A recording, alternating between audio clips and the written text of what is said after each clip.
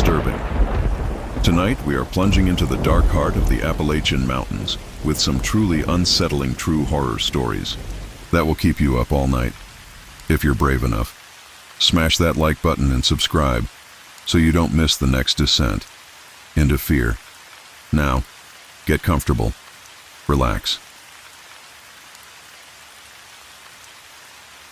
There are stories that cling to you like morning fog on mountain ridges. Stories that seep into your bones and make you question what shadows really hide. My grandfather told me such a story, one cold October evening when the wind outside sounded like voices calling from somewhere far below the earth. I was 12 then, sitting cross-legged on the worn wooden floor of his cabin, watching the fire dance against the stone hearth while he rocked slowly in his chair, his weathered hands wrapped around a cup of coffee that had long since gone cold. He had a way of telling stories that made you forget you were listening to words at all. His voice would drop to barely above a whisper, and you'd find yourself leaning forward, drawn into his memories like a moth to flame. That night, he told me about a place called Wickford Hollow, a town that once nestled in these very mountains, not 20 miles from where we sat, though you'd never find it on any map today. Some places, he said, staring into the fire with eyes that had seen too much, are meant to be forgotten. But forgetting and being forgotten ain't the same thing, child. Wickford Hollow remembers everything. I can still hear the way he said those words, the weight they carried. Even now, 40 years later, they make me pull my coat a little tighter around my shoulders. Wickford Hollow was a prosperous town once, back in the 1850s. It sat in a natural depression between three peaks, sheltered from the worst winds but blessed with clear streams and rich soil. The railroad had plans to run a line through there, and timber companies eyed the vast forests that surrounded the settlement like a green ocean. For a time, it seemed like Wickford Hollow was destined for greatness. The town centered around its church, a modest white building with a tall steeple that could be seen from miles away. And presiding over that church was Reverend Matthias Crane, a man who had arrived in Wickford Hollow 3 years prior with nothing but a worn Bible and a reputation for powerful sermons that could make sinners weep and righteous men tremble. Crane stood 6.5 feet tall, with coal-black hair that he kept slicked back and eyes the color of winter sky. He had a voice that could fill the church without strain, could reach into your chest and squeeze your heart until you felt the presence of the Almighty pressing down on you like a physical weight. The people of Wickford Hollow loved him for it. They said he was a man who walked closely with God, who could see into the very souls of his congregation and root out sin like a farmer pulling weeds. But my grandfather knew the truth about Matthias Crane because my grandfather had been there the night they found what was hidden beneath the church. It started with the children, my grandfather told me. Little Sarah Whitmore was the first to disappear. She was 8 years old, with yellow hair that caught sunlight like spun gold, and a laugh that could make even the grumpiest old men smile. She vanished on a Tuesday evening in September of 1859, somewhere between the schoolhouse and her family's cabin at the eastern edge of town. Her parents searched all night, calling her name until their voices gave out, but found nothing more. Then one of her hair ribbons caught on a thorn bush near the church. Reverend Crane led the search efforts the next morning, organizing the men into groups and assigning them sections of forest to comb through. He prayed with the Whitmores, his deep voice carrying across the town square as he asked the Lord to watch over little Sarah and guide her safely home. But as the days passed with no sign of the girl, a heaviness settled over Wickford Hollow like a blanket of snow. 2 weeks later, young Timothy Hale went missing. He was 10, a quiet boy who loved to catch fireflies in mason jars and had dreams of becoming a preacher himself someday. His disappearance followed the same pattern. He was there one moment, gone the next, with only a scrap of his shirt found near the church grounds. The third child to vanish was Emma Cray, barely 6 years old. She disappeared on a Sunday morning, somewhere between her family's pew and the church door after service had ended. Her mother swore she had been right beside her when they stood to leave, but when she turned around, Emma was simply gone. By then, fear had taken root in Wickford Hollow like a sickness. Parents kept their children close, walking them to school and back, never letting them out of sight. The men organized patrols, taking turns walking the streets at night with lanterns and loaded rifles. But the children kept disappearing. Samuel Beck, age 9, Mary Livingston, 7, Jacob Pierce, 8. One by one, the children of Wickford. Hollow vanished like morning mist, leaving behind only fragments: a torn piece of clothing, a lost shoe, a child's drawing left half-finished on a desk. Reverend Crane held special prayer services every evening, his voice rising and falling like a wave as he called upon the Lord to protect the innocent and deliver them from evil. He spoke of tests of faith, of Job's trials, of the need to trust in God's plan even when that plan seemed cruel beyond understanding. The people clung to his words like drowning souls clutching driftwood, desperate for any comfort in their growing nightmare. But my grandfather, Thomas Wesley was his name, began to notice things that didn't sit right with him. He noticed how Reverend Crane always seemed to know exactly where to find the scraps of clothing and personal belongings that marked each disappearance. He noticed how the preacher's sermons had begun to focus more and more on sacrifice, on the idea that sometimes the innocent must suffer for the greater good. Most troubling of all, he noticed how Crane never seemed surprised when another child went missing. The revelation came on a cold November night when my grandfather couldn't sleep and decided to take a walk to clear his head. The moon was nearly full, casting long shadows between the buildings, and as he passed the church, he heard something that made his blood run cold. The sound of children crying, muffled and distant, seeming to come from beneath the ground. He followed the sound around to the back of the church, where a set of wooden doors led down to what was supposed to be a simple root cellar. The doors stood slightly ajar, and from the darkness below came not just the sound of weeping, but voices, adult voices, chanting in words my grandfather couldn't understand. What he saw when he crept down those steps would haunt him for the rest of his life. The root cellar had been expanded into a series of chambers, their walls carved with symbols that seemed to writhe and twist in the flickering candlelight. And there, in the largest chamber, stood Reverend Matthias Crane, dressed not in his usual black suit, but in robes the color of dried blood. Around him knelt 12 of the town's most respected citizens, the mayor, the schoolmaster, the doctor, the sheriff, all chanting in that strange, guttural language. And in the center of the circle, bound and gagged on a stone altar that hadn't been there when the church was built, lay little Emma Cray. My grandfather told me he watched in horror as Crane raised a knife above the terrified child, still chanting, still calling upon powers that had nothing to do with the God he preached about on Sunday mornings. The blade caught the candlelight, and Emma's eyes went wide with terror and confusion as she saw the man she had trusted, the man who had blessed her at her baptism, preparing to end her life. But my grandfather was not a man to stand by and watch evil triumph. He had fought in the Mexican War, had seen death and dealt it out when necessary, and something in his soul rebelled against what he was witnessing.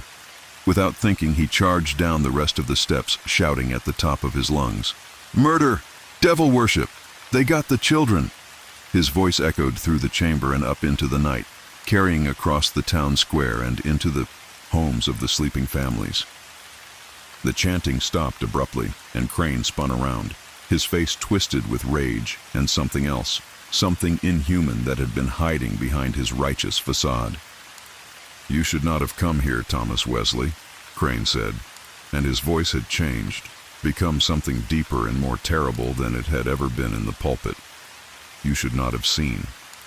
The other men began to rise from their positions around the altar, and my grandfather realized he was outnumbered 12 to 1. But before they could surround him, he heard the sound he had been praying for. Footsteps on the stairs above, voices calling out, the people of Wickford Hollow responding to his cries for help. What followed was not a battle, but a slaughter.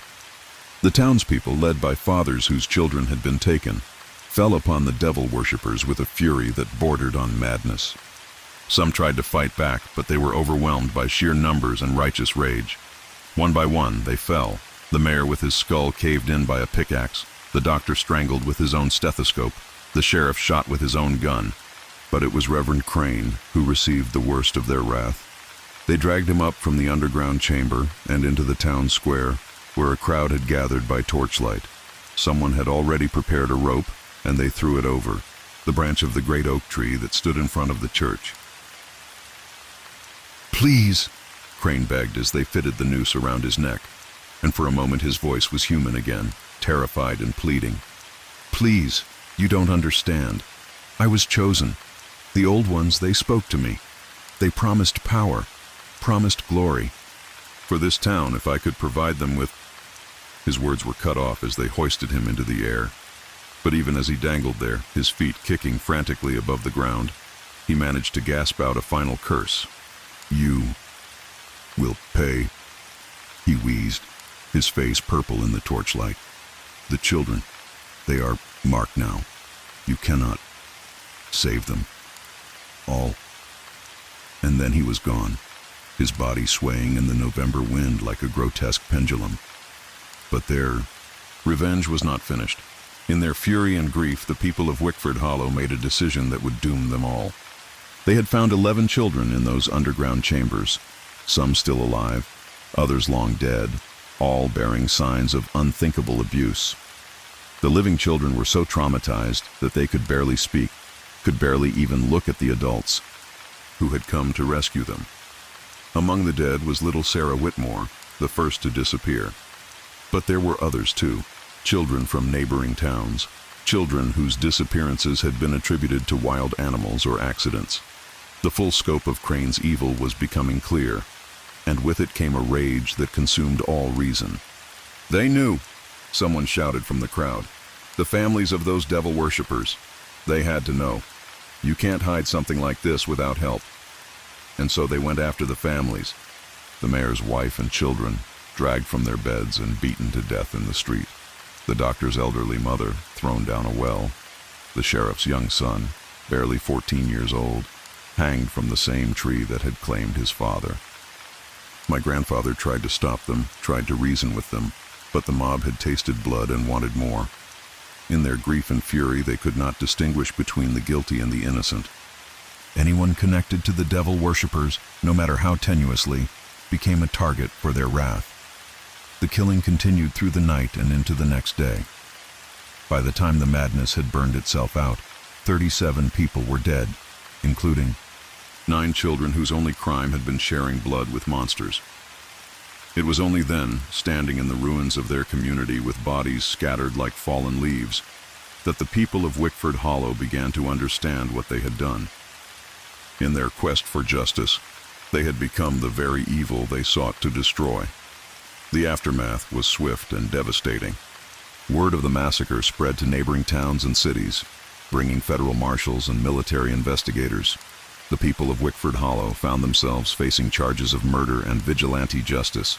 Some fled into the mountains, never to be seen again. Others were arrested and taken away in chains. But the worst punishment was yet to come. It started with the dreams. Those who remained in Wickford Hollow began experiencing nightmares of incredible vividness and horror. They dreamed of the children they had failed to save, of the innocent families they had slaughtered in their rage. But more than that, they dreamed of Reverend Crane himself, hanging from his tree but somehow still alive, still speaking his curses, still promising that their suffering had only just begun. The dreams became so intense that people began to fear sleep itself. They would stay awake for days at a time, drinking coffee and pacing their floors, until exhaustion finally claimed them and they collapsed into unconsciousness filled with horrors. Then came the sightings. It was a year after the massacre when old Henrik Johansson came running into town, his eyes wild with terror, claiming he had seen something impossible in the woods. He had been checking his trap lines, he said, when he spotted a figure moving between the trees. A tall figure in a black coat, walking with the measured pace of a man heading to church. It was him. Johansson whispered, his hands shaking as he accepted a cup of whiskey from one of the other men. It was Crane. I seen his face clear as day, but his neck, God in heaven, his neck was bent at such an angle. Others began to report similar sightings. The ghostly figure of Reverend Crane, wandering the forests around Wickford Hollow, his head twisted to one side from the rope that had killed him. Sometimes he was seen standing at the edge of town, just watching. Other times he appeared in people's peripheral vision, always vanishing when they turned to look directly at him. But it wasn't just Crane. People began seeing the children too, the ones who had died in those underground chambers, the ones who had been caught up in the mob's revenge. They appeared as pale, translucent figures standing at the windows of abandoned houses or walking hand in hand down empty streets. Unlike Crane, they seemed sad rather than threatening, lost souls searching for something they could never find.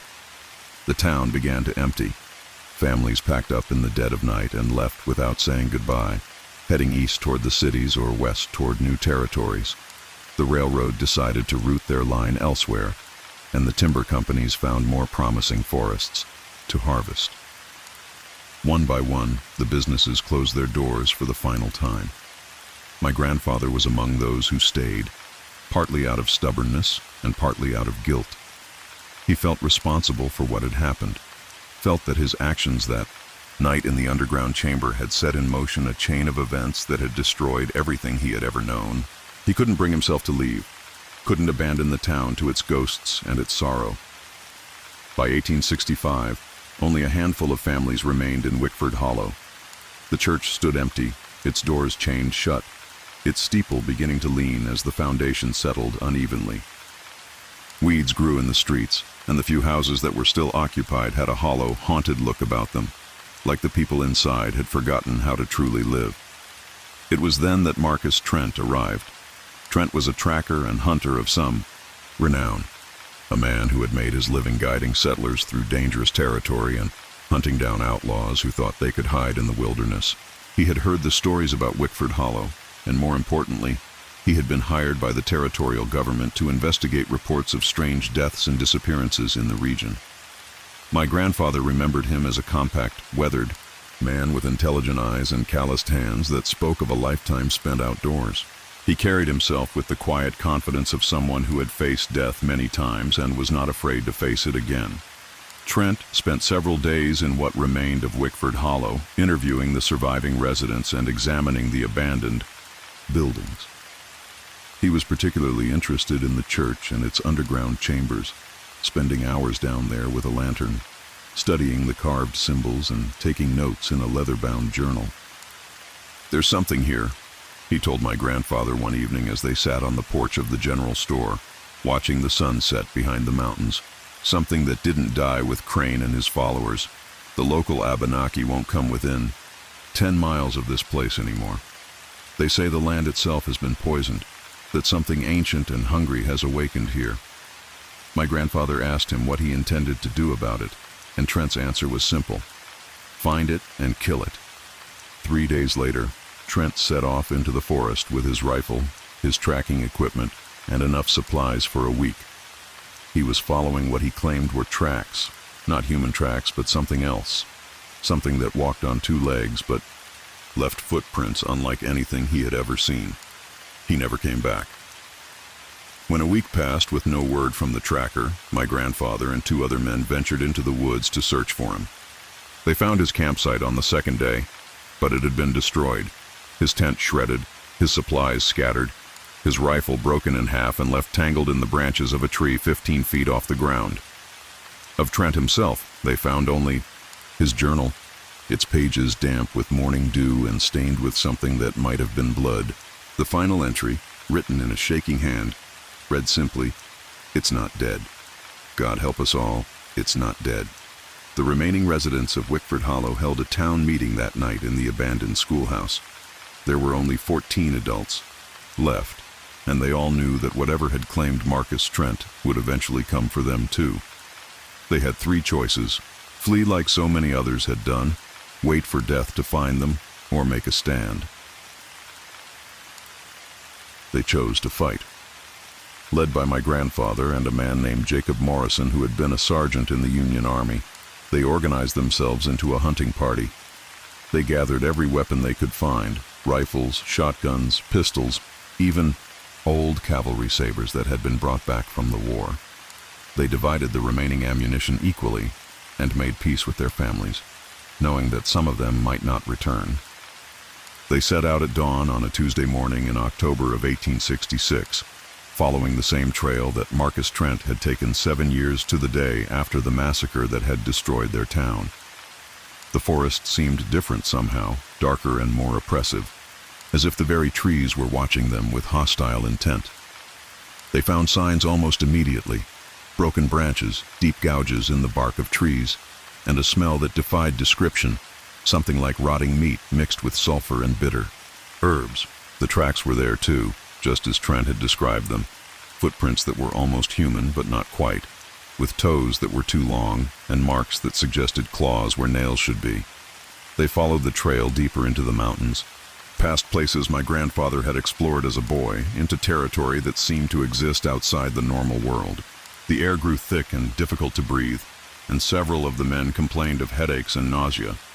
But they pressed on, driven by desperation and the knowledge that they had nowhere left to run. It was near sunset when they found it. The Yain creature was waiting for them in a clearing surrounded by dead trees, as if it had known they were coming and had chosen the ground for their final confrontation. It stood nearly 8 feet tall, its body a grotesque parody of human form. Its limbs were elongated and twisted, its skin the color of old parchment and covered with symbols that seemed to move and shift in the dying light. But it was the face that truly horrified them. It was the face of a child, one of the children, who had died in Crane's underground chambers, my grandfather thought. Though age and corruption had twisted the features beyond easy recognition, the eyes were solid black, like chips of obsidian, and when it opened its mouth to speak, they could see rows of needle-sharp teeth. "You killed me," it said, and its voice was the voice of a child, but hollow and echoing, as if it came from the bottom of a deep well. "You killed us all, the guilty and the innocent alike." Jacob Morrison raised his rifle and fired, the shot echoing through the forest like thunder. The bullet struck the creature in the chest, spinning it around, but instead of falling, it simply turned back to face them, a hole in its torso that showed nothing but shadow and writhing darkness. "We didn't mean," one of the men began, but the creature cut him off with a gesture. "Intent does not matter," it said. "Guilt does not distinguish between the willing and the unwilling sinner. You sought justice and found only vengeance. You pursued righteousness and discovered only hatred, and now you must pay the price."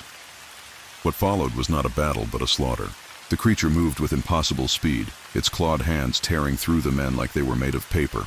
Some tried to run, but it caught them before they could take more than a few steps. Others stood their ground and fired every bullet they had, but nothing seemed to slow it down.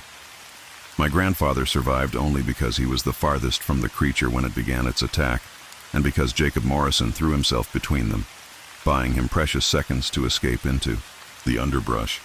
He ran through the forest in blind panic, branches tearing at his clothes and face, until he collapsed from exhaustion miles from the clearing.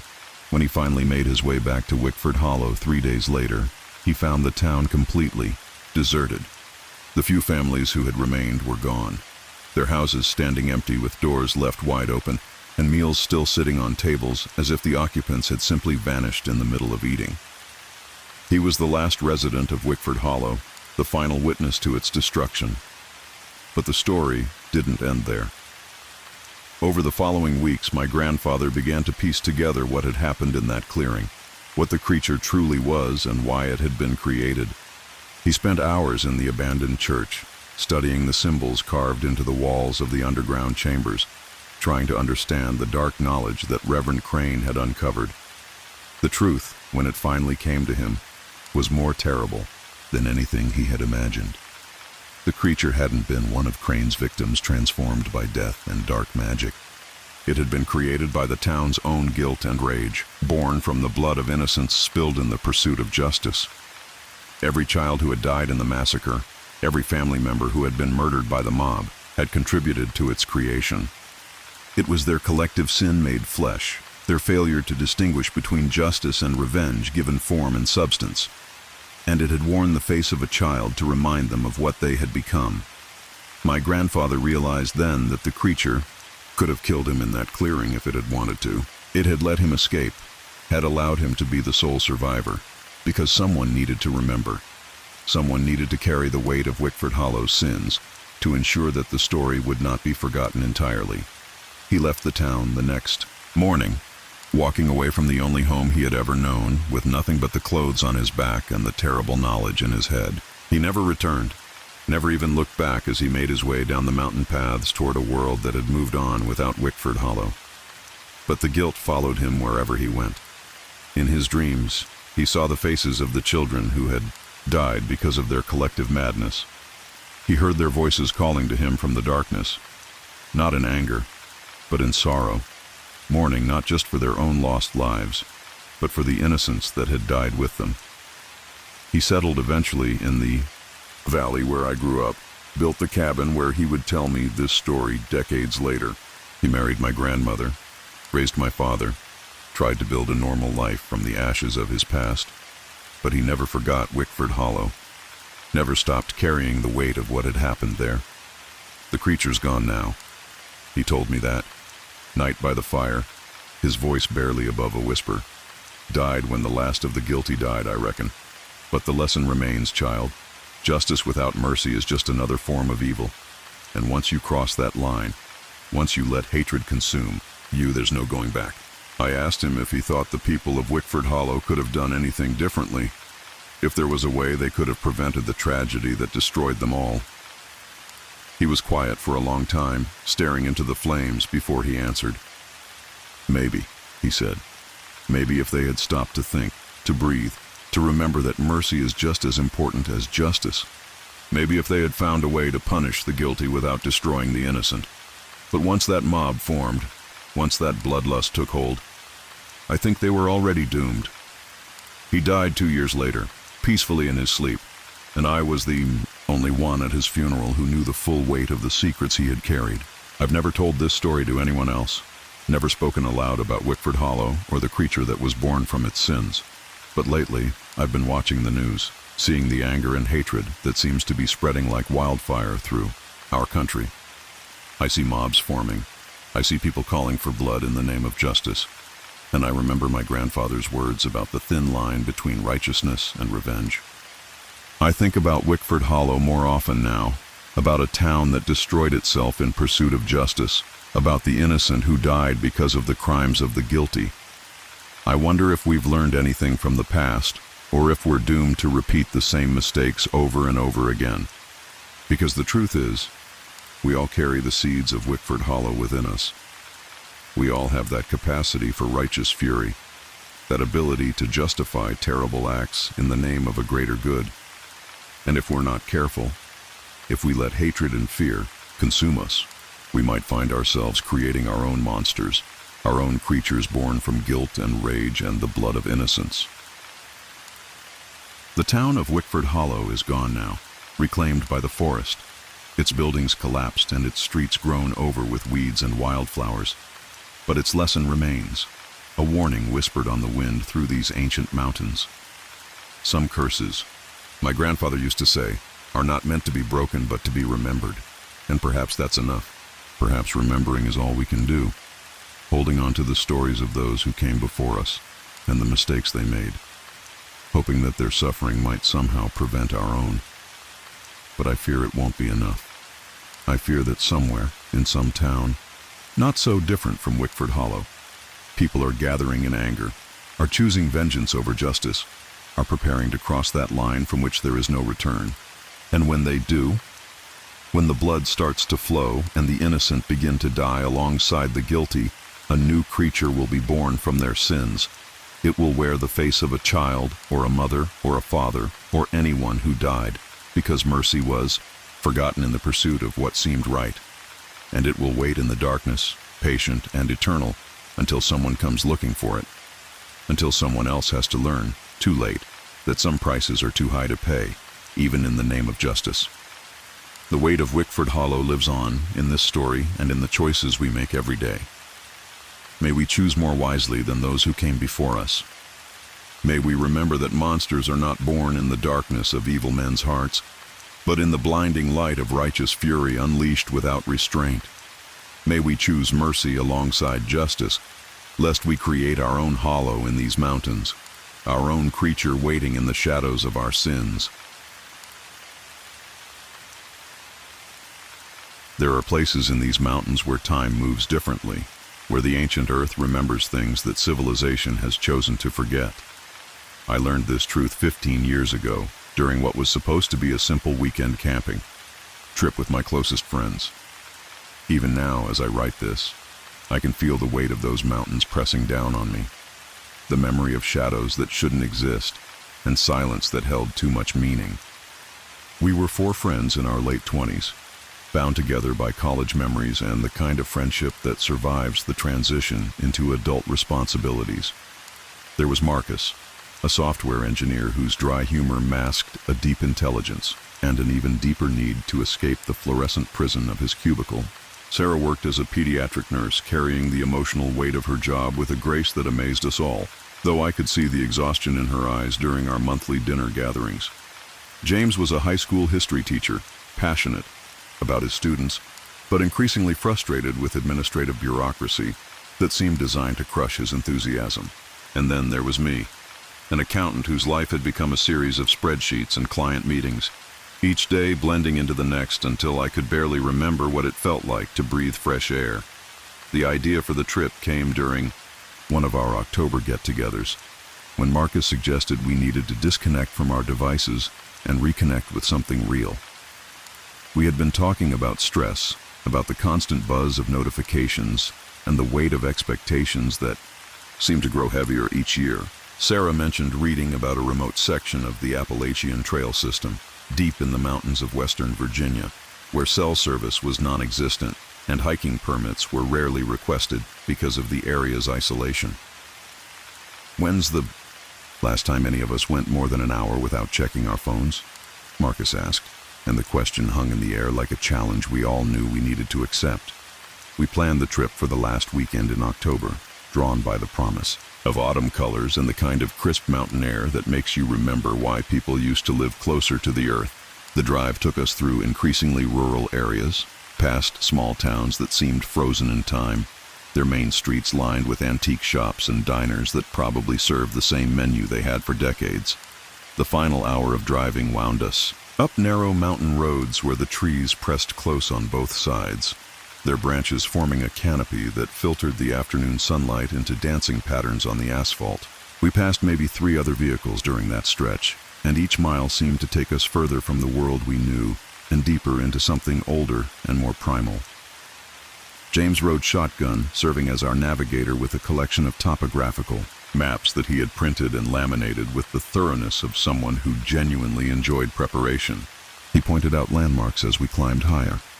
A ridge that had been the site of a Civil War skirmish, a valley where Cherokee hunting parties had once made seasonal camps, rock formations that bore names given by early settlers who had tried and failed to tame this particular stretch of wilderness.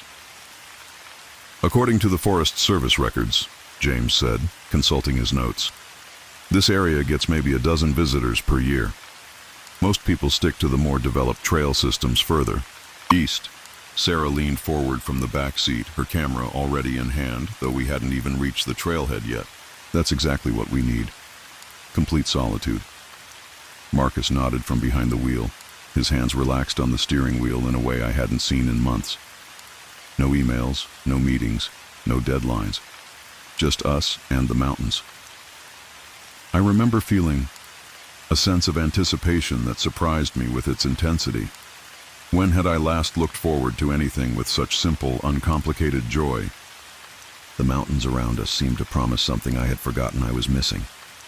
A kind of peace that couldn't be found in the city. A silence that wasn't empty, but full of possibilities. We reached the trailhead just as the sun was beginning to sink toward the western peaks, painting the sky in shades of orange and pink that made the autumn leaves seem to glow from within. The parking area was nothing more than a widened spot in the road with space for maybe 4 vehicles, though ours was the only one there. A weathered wooden sign marked the beginning of the trail, its paint faded but still legible. Whispering. Gap Trail, 12 miles to Overlook Point. We shouldered our packs with the kind of excitement that comes from leaving behind responsibilities and embracing uncertainty. Marcus had insisted we all invest in quality gear, and our new hiking boots felt solid and reassuring on the rocky trail. The first mile wound through a mixed forest of oak and maple, their leaves creating a carpet of red and gold that rustled pleasantly with each step. The trail was well maintained, but clearly not heavily used. We encountered no other hikers, no litter, no signs of recent human passage except for the occasional blaze painted on trees to mark the path. The silence was profound but not uncomfortable, filled with the natural sounds of wind through branches and the distant call of birds preparing for winter. Sarah stopped frequently to photograph the landscape, capturing images of light filtering through leaves and the way shadows fell across moss-covered rocks. Her enthusiasm was infectious, and we found ourselves paying attention to details we might have missed in our normal rush through life. The intricate patterns of bark on ancient trees, the way certain plants seemed to thrive in spots where others couldn't survive, the subtle changes in terrain that marked the boundaries between different ecological zones. James proved to be an excellent hiking companion, his knowledge of local history adding depth to our journey. He pointed out old stone walls that marked property boundaries from over a century ago, trees that bore scars from long ago lightning strikes, and clearings where families had once tried to scratch out a living from the stubborn mountain soil. This whole region was more populated once, he explained as we paused at a stream crossing. After the Civil War, a lot of people moved into these mountains looking for a fresh start. But the land was hard and the winters were harsh. Most of them gave up and moved on within a generation. The first sign that something was different came during our second hour on the trail. We had been walking steadily uphill, following switchbacks that carried us higher into the mountains, when Marcus suddenly stopped and held up his hand for silence. "Do you hear that?" he asked, his voice quiet but alert. We stood still, listening. The forest around us had fallen completely silent. No bird calls, no rustling of small animals in the underbrush, no whisper of wind through the trees. The silence was so complete it felt almost physical, pressing against our eardrums like the absence of sound itself. "Maybe we spooked them," Sarah suggested, but her voice lacked conviction. We waited for several minutes, but the silence persisted. Finally, we resumed walking, but the easy camaraderie of the first hour had been replaced by a subtle tension that none of us wanted to acknowledge. The trail continued to climb, and as the afternoon wore on, we found ourselves looking forward to reaching our planned camping spot, a cleared area near a small lake that James had identified on his maps. According to his calculations, we should reach it well before sunset, giving us plenty of time to set up camp and prepare dinner. But as the hours passed, the lake failed to appear. The trail markers became less frequent, and James found himself consulting his compass more often, his brow furrowed with concentration.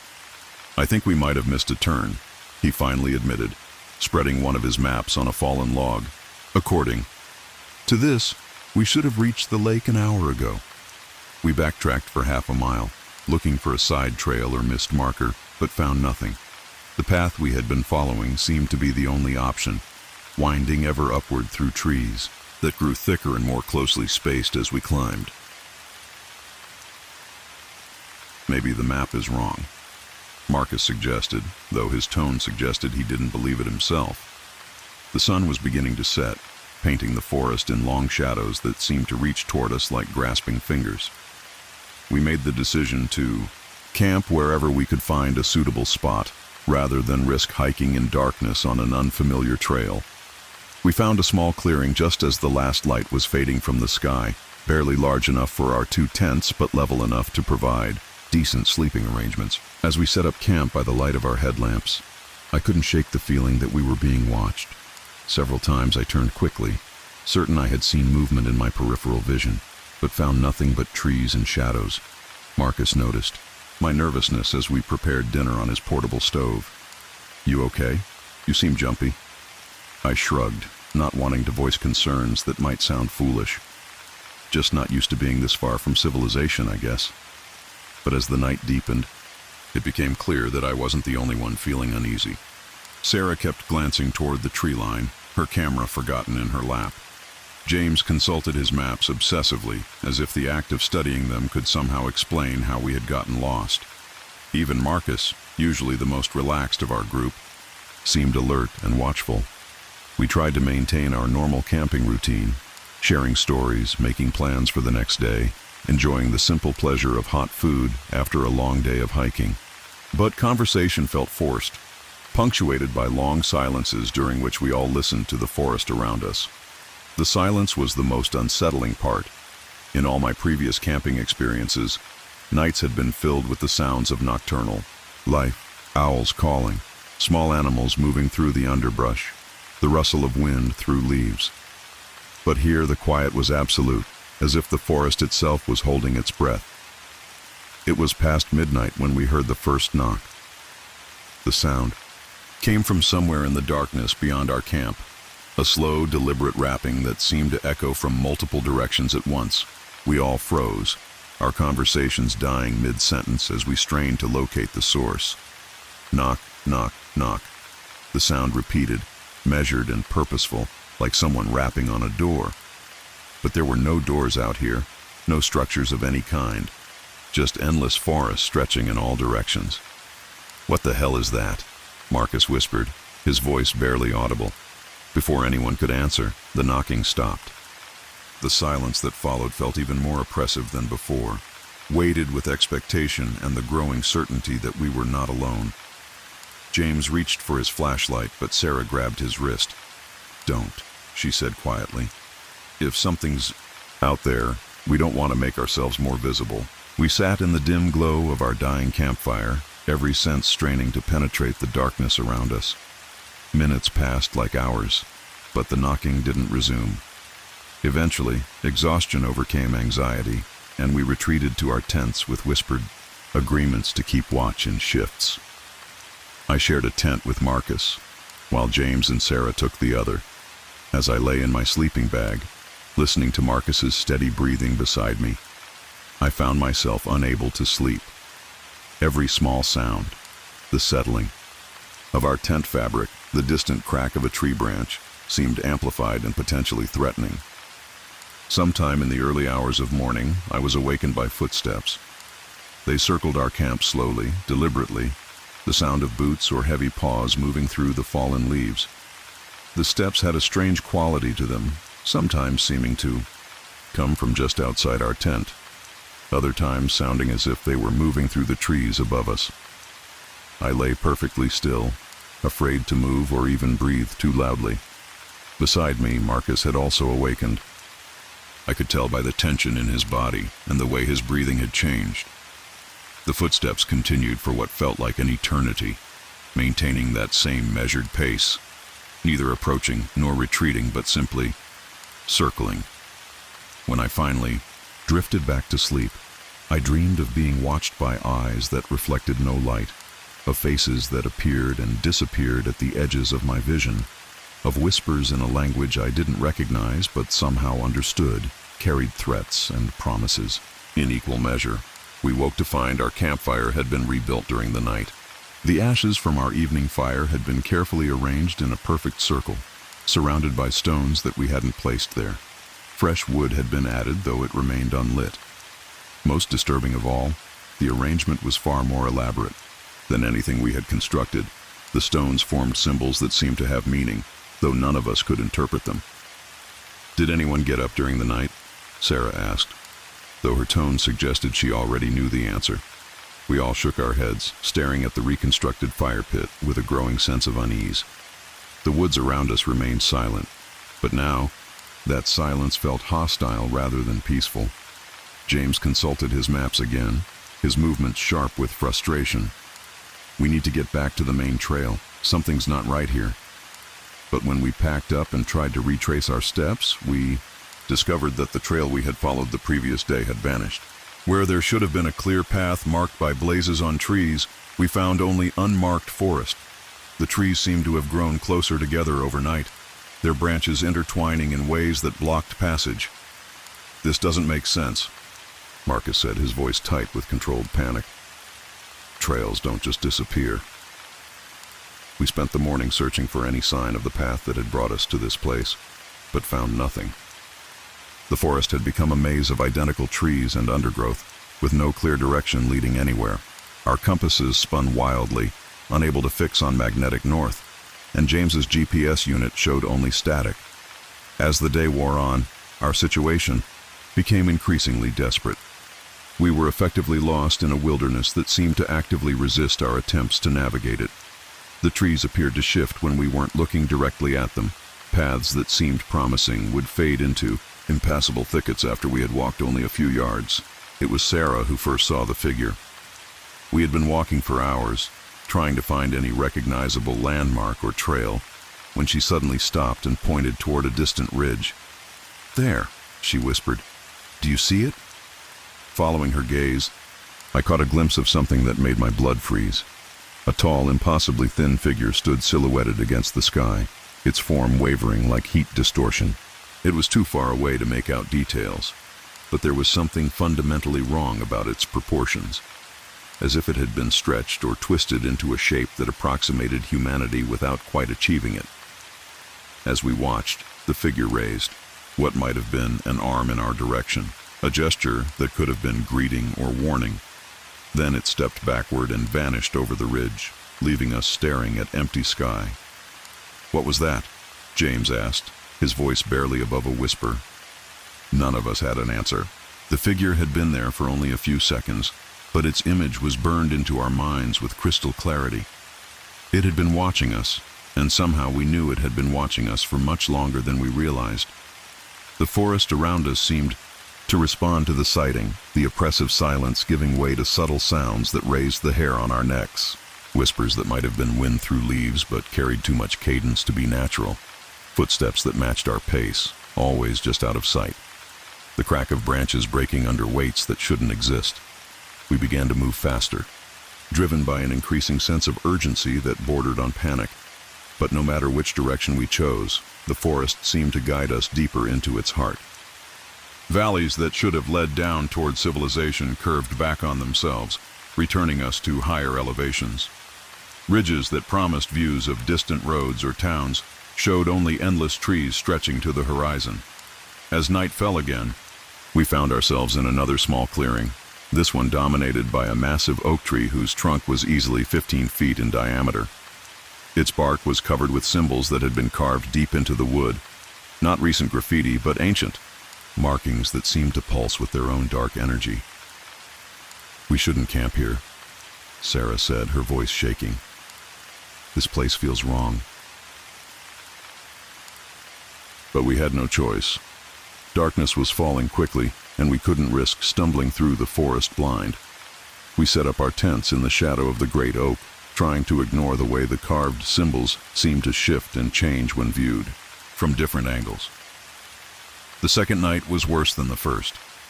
The sounds began as soon as full darkness fell. Not just the knocking and footsteps we had experienced before, but voices. Whispers that seemed to come from the tree itself, speaking. Words in languages that predated human civilization, but somehow conveyed meaning directly to our minds. They spoke of boundaries and trespass, of ancient agreements and the price of violation. They promised release in exchange for understanding, freedom in exchange for acceptance of truth that mortal minds were not meant to comprehend. James broke first. Sometime around 3 in the morning, he began to scream. We found him standing beside the oak tree, his hands pressed against the carved symbols, his eyes wide with terror and something else, a kind of terrible knowledge that had broken, something fundamental in his mind. "It's not trapped," he whispered as we pulled him away from the tree. "We are. We crossed over and now we can't go back. The boundaries have shifted and we're on the wrong side." We tried to calm him, to make sense of his ravings, but deep down we all felt the truth of his words.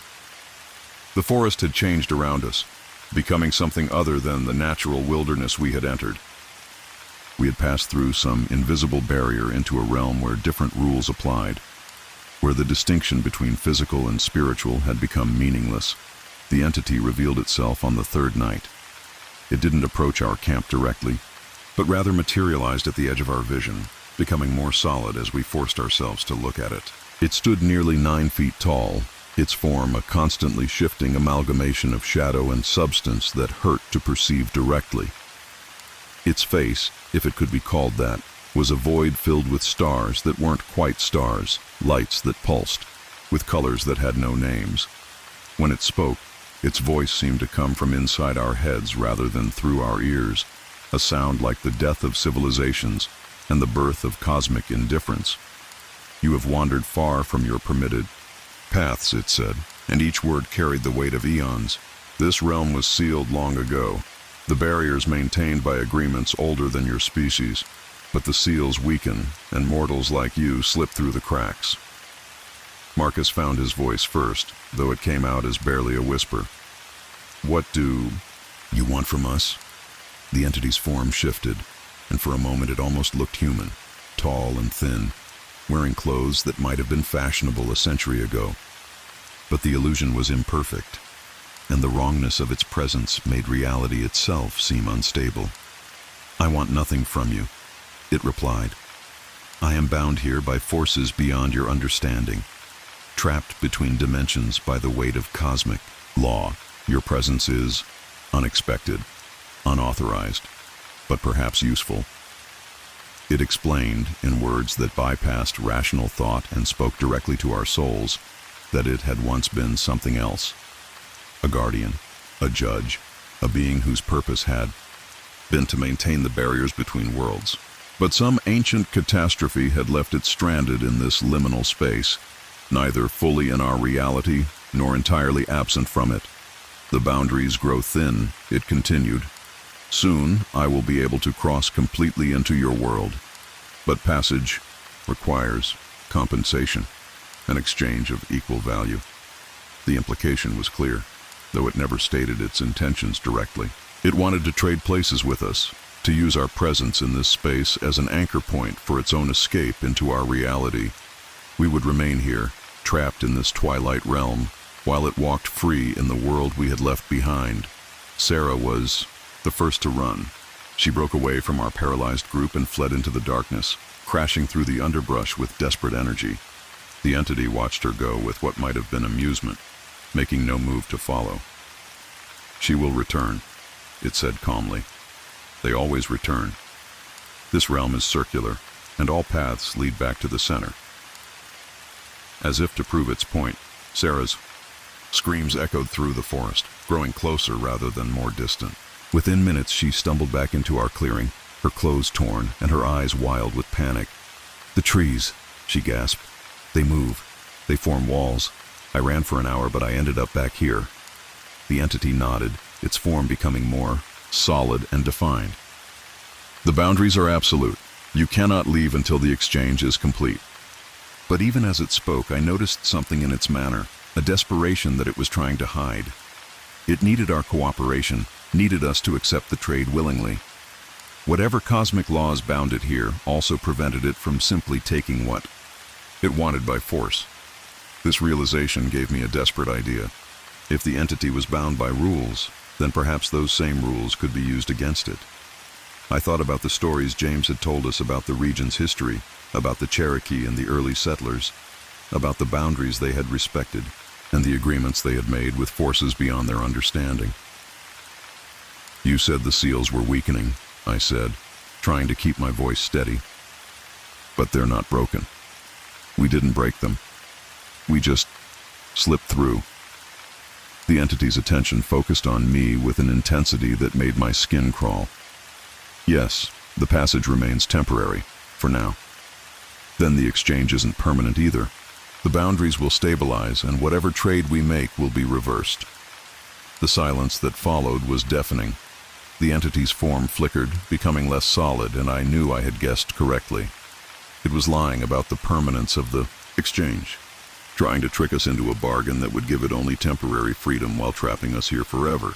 "You understand more than I anticipated," it said finally, and there was something like respect in its voice. "But understanding changes nothing. The choice remains: accept the exchange willingly, or remain here until the boundaries shift again. That could be years, decades, centuries." We huddled together, whispering frantically about our options. The entity waited with infinite patience, its presence a constant reminder of our helplessness. But as we talked, a plan began to form, desperate and probably doomed, but the only chance we had. James, despite his earlier breakdown, proved to be our salvation. His knowledge of local history included stories about the Cherokee shamans who had once performed rituals in these mountains, ceremonies designed to strengthen the barriers between worlds. The symbols carved into the oak tree weren't just decorations, they were part of an ancient working, a spell that could be activated by those who understood its purpose. The ritual required sacrifice, but not the kind the entity expected. Instead of trading our lives for its freedom, we would offer something else. Our memories of this place, our knowledge of the crossing, our ability to ever find this realm again. In exchange, the boundaries would be strengthened, and we would be returned to our own world. The entity realized what we were planning, just as James began to speak the words he had somehow learned from the tree itself, knowledge flowing into his mind from the carved symbols. It lunged toward us, its form becoming terrifyingly solid, but the ritual had already begun. The world around us dissolved into chaos, reality folding in on itself, time moving backward and forward simultaneously, the forest becoming a kaleidoscope of possible states. I felt something essential being torn away from me, memories and experiences that had defined who I was. Then silence. Blessed, normal silence.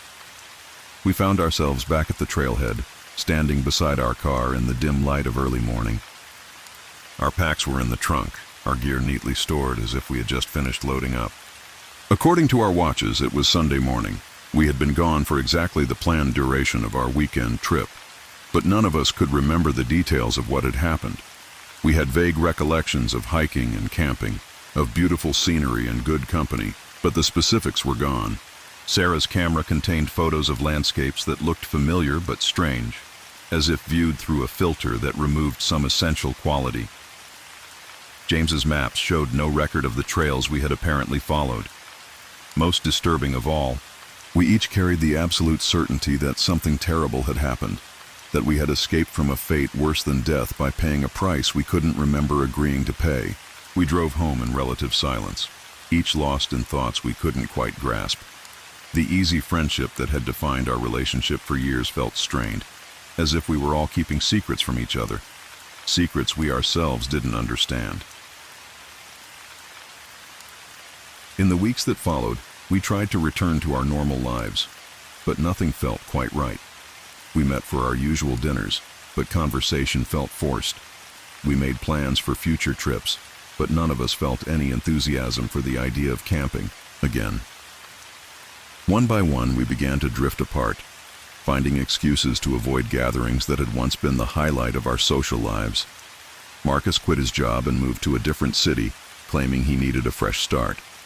Sarah requested a transfer to a different department at the hospital, saying she needed to work with adult patients instead of children.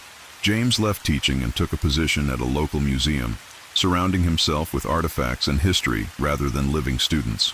I was the only one who stayed in the same place, the same job, the same routine, but I found myself drawn to research about the Appalachian Mountains, spending hours reading about local folklore and indigenous traditions. I couldn't shake the feeling that I was looking for something, trying to remember something important that had been taken from me. It was during one of these research sessions that I found the first clue about what had really happened to us. In a collection of Cherokee oral histories, I discovered a story about a place called the Crossing Ground, a spot where the boundary between worlds was thin, where unwary travelers could slip from one reality to another without realizing it, until it was too late. According to the story, the Cherokee had learned to avoid this place, marking it with symbols and warnings that would keep their people away. But over time, as the old knowledge was lost and the land changed hands, the warnings were forgotten. The symbols remained, carved into trees and stones, but their meaning was no longer understood. The story spoke of a guardian, something that had once been human, but had been transformed by its role as protector of the boundary. It was neither wholly of our world, nor entirely outside it, trapped in the space between realities and growing, more desperate with each passing year as the barriers weakened. As I read these accounts, fragments of memory began to return. Not complete recollections, but impressions and feelings that suggested a truth too terrible to fully remember. I recalled standing in a clearing dominated by an ancient oak tree, surrounded by friends whose faces I could no longer quite picture. I remembered a presence that was both alien and familiar, a voice that spoke of cosmic laws and inevitable consequences. Most clearly, I remembered the sensation of something being torn away from me, some essential part of my identity sacrificed to buy our freedom from a fate that might have been worse than death. The others experienced similar fragments of returning memory, though we never discussed them directly. In the rare phone calls or emails we exchanged, there were always undertones of shared knowledge, references to experiences we couldn't quite name. Marcus mentioned dreams of walking through forests that seemed to rearrange themselves as he moved. Sarah talked about patients who reminded her of someone she couldn't identify. James wrote about historical events that felt personally significant for reasons he couldn't explain. We all carried the weight of something unfinished, some debt that hadn't been fully paid. The dreams began about 6 months after our trip. They were remarkably similar across all 4 of us, though we only discovered this later when desperation finally drove us to compare notes. In the dreams, we were back in the forest, standing around that carved oak tree, watching something tall and thin approach through the shadows between the trees. But in the dreams, the entity looked different, more human, more familiar. Sometimes it wore Marcus's face, sometimes Sarah's, sometimes James's or mine. It spoke in our voices, pleading for release, begging us to remember the agreement we had made and the price we had promised to pay. You took our memories, it would say, but you also took our freedom. The exchange was incomplete. Part of us remained behind and part of you stayed here. We are bound together now, and the binding grows stronger with each passing day. The dreams became more frequent and more vivid, until sleeping became something we all began to dread. We would wake exhausted, carrying the weight of experiences that felt absolutely real but couldn't possibly have happened. Sometimes we would find ourselves in places we didn't remember going to, wearing clothes we didn't remember putting on, carrying objects we didn't remember picking up. It was James who first suggested that we might be sleepwalking, not individually, but together, drawn by some compulsion we couldn't understand to locations that resonated with our buried memories. Security footage from his apartment building showed him leaving in the middle of the night, walking with purpose toward destinations unknown. Sarah's co-workers mentioned seeing her car in the hospital parking lot at odd hours, though she had no memory of driving there. The final piece of the puzzle came from Marcus, who had been tracking his own movements using a GPS device after waking up one morning to find his feet covered with forest soil and his clothes torn by thorns.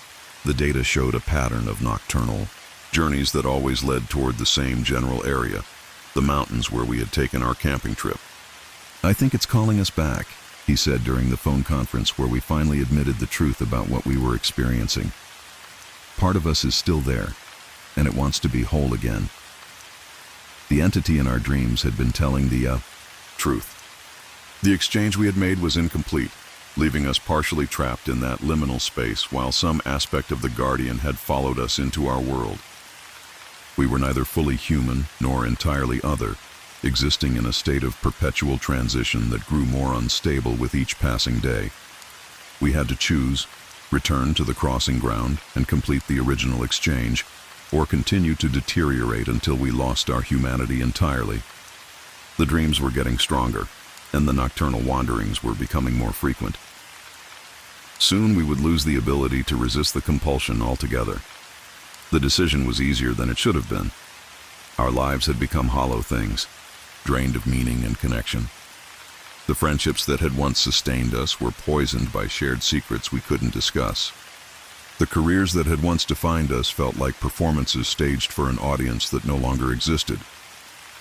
We returned to the mountains on a cold November morning, 1 year after our original trip. The drive was different this time. We remembered the route perfectly, as if we had traveled it 100 times before.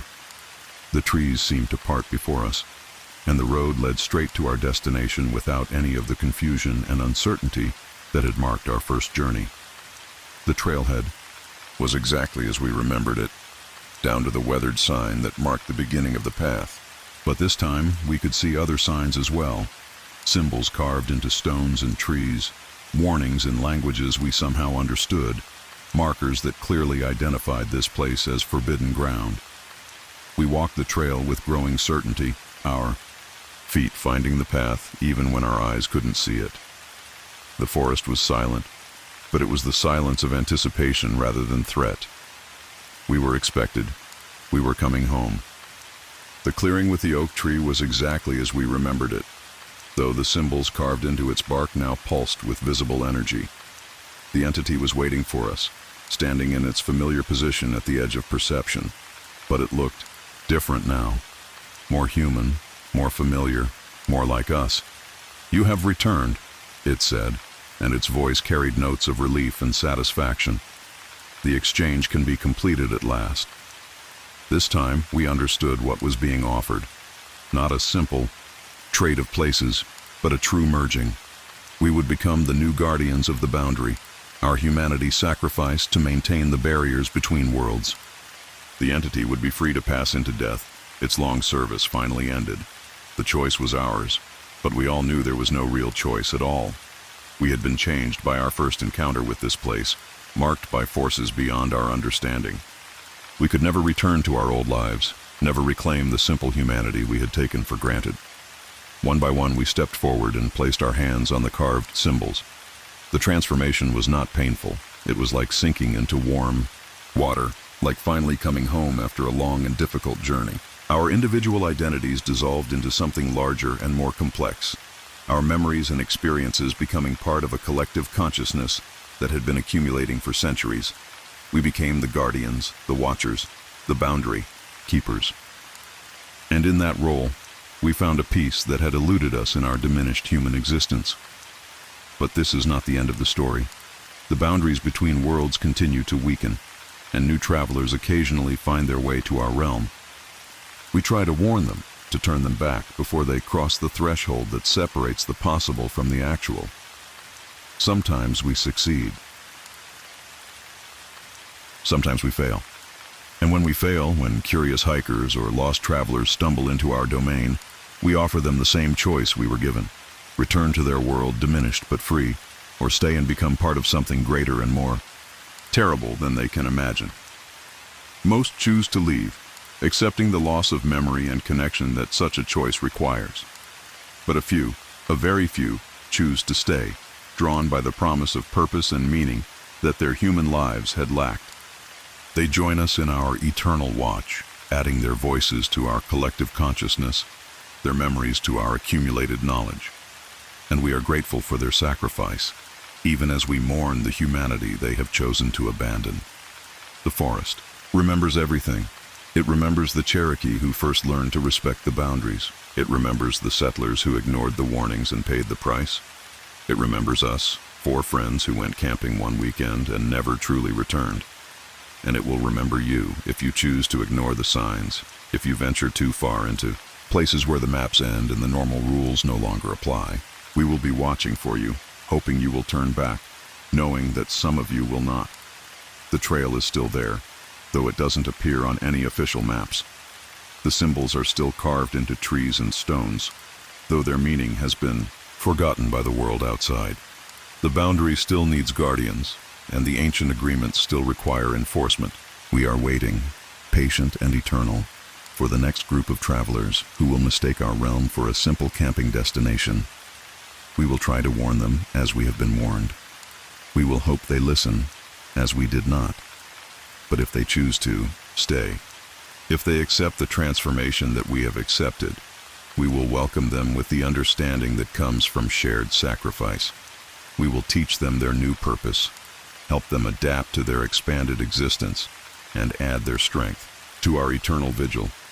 The mountains keep their secrets, but they also keep their promises, and we are both